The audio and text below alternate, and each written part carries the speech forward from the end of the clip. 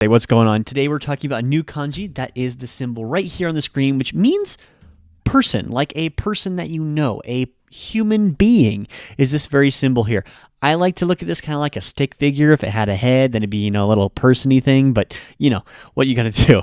So this onyomi for this particular symbol is gonna be jin or nin. Now the onyomi in this case is mostly going to be used for counters, as with a couple of the kun readings as well. But what do I mean by counters first? Jin or nin are mostly going to be used with these counters, such as in English, we would say something like a sheet of paper, a pile of wood, a dozen eggs. All of these are individual counters that help you identify what shape and size something is. For example, if I say a sheet of plywood or a sheet of metal, that word sheet there implies that it's something flat and that it's something thin. Or if I say a pile, you know that it looks like a small hill. And the same idea of thing. I guess a dozen doesn't really do a very good job, but in Japanese you can use jin or nin tend to be common counters, okay? On the other side, we have the kun reading. Now, the first reading there is the most common. That's why I put it in that order. Hito simply means person. Overall, all the time, person. Kono hito, sono hito, ano hito. All of those are this, that, and the other person, okay? So let's try to see it there like a little stick figure, a little human being, and let's talk about the etymology. And as you'd guess, it means person. It's really hard to find, something that has some deep meaning right here in the beginning, but don't worry, we're going to have some fun ones this week, all surrounding the meaning person, okay? So with that, let's talk about some common words in Jukugo. The first one I want to talk about now is hitori.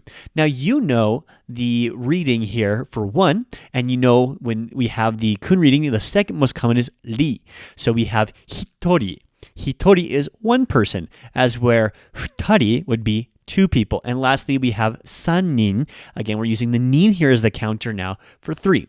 Now this here, as you can see, is what makes Japanese so difficult. When to use ri, when to use nin, when to use hito, when to use jin. Over time, you will be able to get used to this. However, I'm pointing these particular situations out because they are a little more odd, but they're also more common.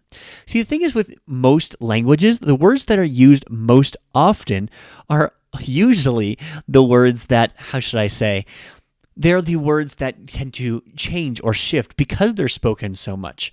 It's that little tiny change and shift that molds and evolves language as it continues on and grows, because language is a constant moving and changing thing. So hitori, futari, sannin, and don't worry, from there it sticks with nin. Yonin, gonin, rokunin, shijinin, and so on and so forth. Okay?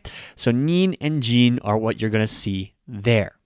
Now, jin is something like gaijin, which means foreigner, or nihonjin, which is like a Japanese person. That jin is a person. Let's look at a actual mnemonic device today. So jin really hit nin to get revenge on the person who killed her mother. Jin really hit hito, nin, the person's name, to get revenge on the person who killed her mother.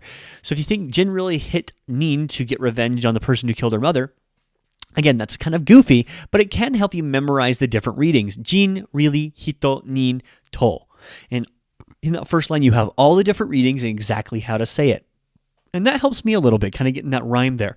It's great when you take kanji and then try to come up with a universal story and way to memorize exactly what it means and how to read it. With that, though, thank you so much for checking out my channel. I really do appreciate these videos are very simple, but I hope they are educational and help you learn Japanese. With that, though, please like and share. Even though we're just starting, we plan on doing a lot of these. I mean, there's 2,136 kanji that we have to go over, and we're just getting started. With that, though, I will sign off. I'll catch you tomorrow, and until then, remember, after 10,000 mistakes, you become fluent. So, 一緒に間違いましょう。それじゃあ、また明日。